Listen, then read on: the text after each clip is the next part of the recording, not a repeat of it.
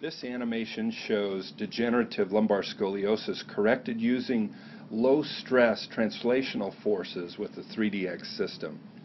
3DX screws are placed through the pedicles and into the vertebral bodies at the important vertebrae that are going to be instrumented.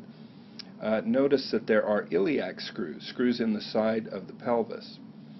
What we're showing here is the results of inner body fusions with an inner body cage placed eccentrically toward the right side to help level those lowest two vertebral segments.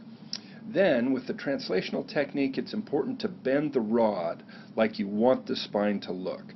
So putting enough arch in the low back to correct the sagittal plane and correct the scoliosis also. Once the rod is placed, just sliding it down over those posts of the 3DX screws, it can be slid into the iliac screw. Notice the distance between the rod and the spine. This is how correction occurs. So you take this quick-threaded driver, squeezing the driver, sliding it past the threads on the post, and then releasing it and turning it. As it turns, it pulls that screw and consequently that vertebral body over to the rod. So you're literally pulling the spine to the rod, which corrects the spine in the coronal plane, or in other words the scoliosis, but it also corrects the spine in the sagittal plane.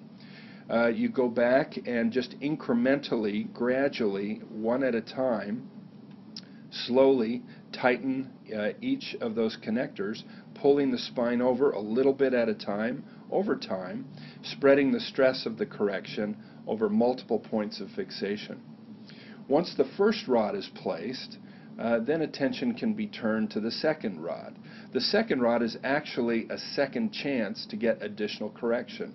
So that rod also is bent to the desired contour. It can be placed in an iliac screw, the same as the first rod was.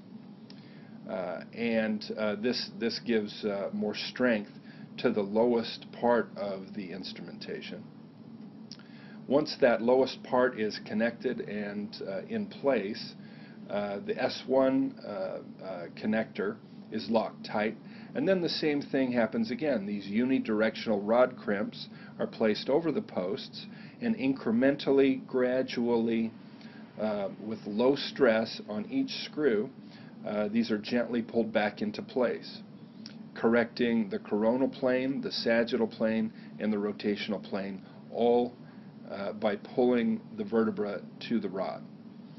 The time that it takes to do this is anywhere from 5 to 30 minutes.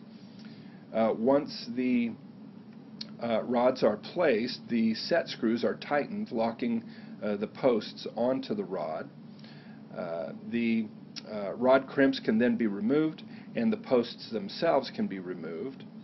A cross linkage can be placed in between the two rods, effectively locking all points of fixation together and spreading the stress.